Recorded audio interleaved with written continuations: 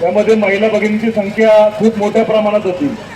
खरं तर ही बाकीच्यांना पैसे देऊन आणावी लागते, ही दादांच्या प्रेमाखातर आलेली पब्लिक या ठिकाणी आलेली आहे.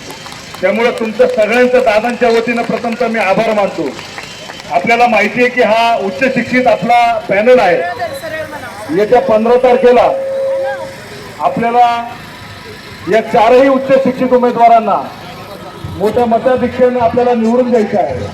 आपल्याला माहितीच आहे की आपल्या अ गटामध्ये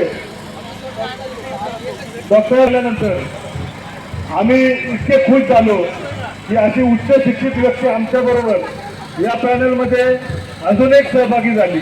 कारण याच्या आधी आपल्याला माहितीच आहे आमचे मार्गदर्शक आणि मास्टर माइंड विलास भाऊ मडगिरी या ठिकाणी आम्हाला मार्गदर्शन करत असताना प्रभागामध्ये आम्ही 2017 पासून अनेक विकास कामं करण्याचा प्रयत्न केला.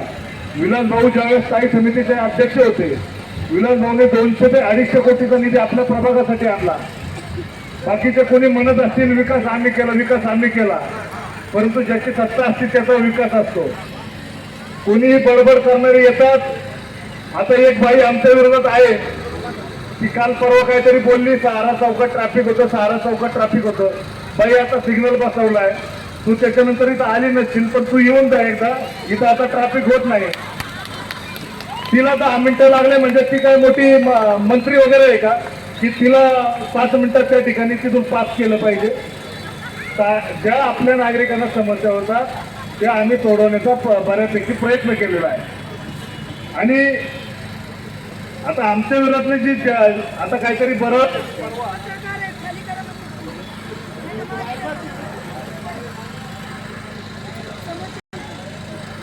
आमच्या विरोधात काही त्या आता जे उमेदवार आहेत ते त्या परवा दिवशी काहीतरी बरं होत्या की या ठिकाणी तक्रार झाल्या, त्या ठिकाणी आठवड्या बाजारातून पैसे घेतले जातात. या संबंधित आम्ही एक व्हिडिओ बनवला आणि तो आमच्या एका फेसबुकवर टाकलेला आहे.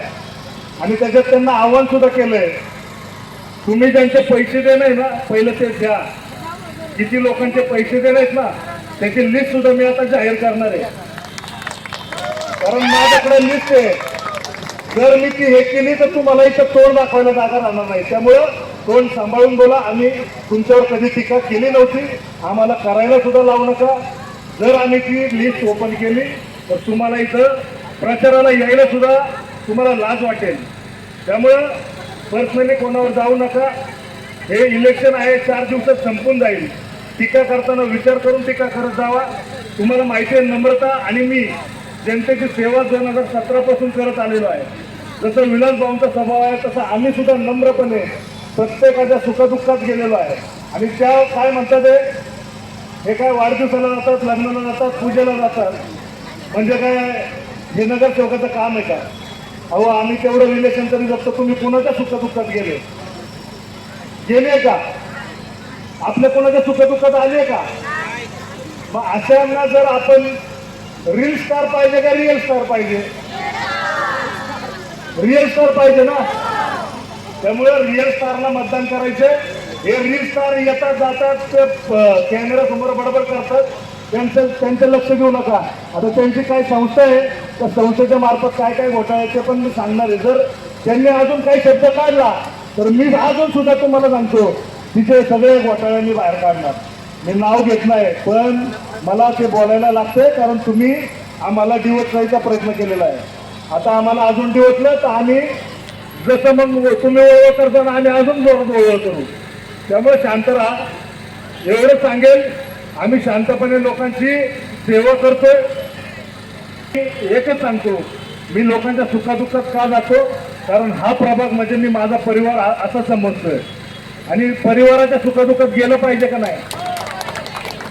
मग आम्ही आमच्या परिवाराच्या सुखादुःखात जातोय. तुमचं सारखं आलं इलेक्शन पडद्याच्या बाहेर असं नाही करत. त्यामुळं सगळ्यांना एक विनंती करेल, जसं विलास भाऊंनी जवळजवळ 3 टर्म आपल्याला नगरसेवक म्हणून या ठिकाणी विलास भाऊंचं मार्गदर्शन लाभलेलं आहे. तुम्ही पाहिलं असेल, विलास भाऊ ज्यावेळेस नगरसेवक झाले तेव्हापासून आपल्या प्रभागाचा खरा विकास व्हायला सुरुवात झाली. याच्या आधी सुद्धा मान्य लांडगे उपमहापौर असताना त्यांनी सुद्धा भरपूर विकास कामं संत ज्ञानेश्वर क्रीडांगणाने त्यावेळेस बांधलं. म्हणजे असे अनेक विकास कामं केल्यानंतर आता सुद्धा अण्णांचे चिरंजीव शिवराज लांडगे, शिवराज सुद्धा काय पद नसताना प्रत्येकाच्या सुखदुःखात त्या ठिकाणी सहभागी होत असतो. आपले डॉक्टर साहेब आपल्याला माहितीच आहे, काही पेशंट असे असतात की त्यांची आर्थिक परिस्थिती नसते.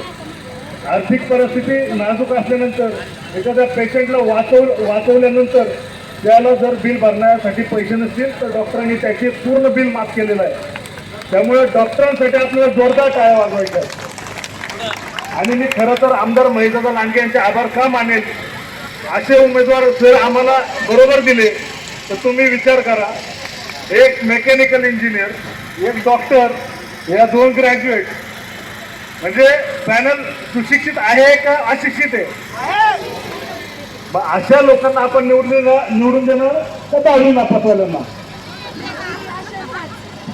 सुशिक्षित लोकांना निवडून द्या. आपल्या प्रभागाचा विकास अजून आपल्याला जोमानं करायचा आहे. अधिक न बोलता मी शेवटचं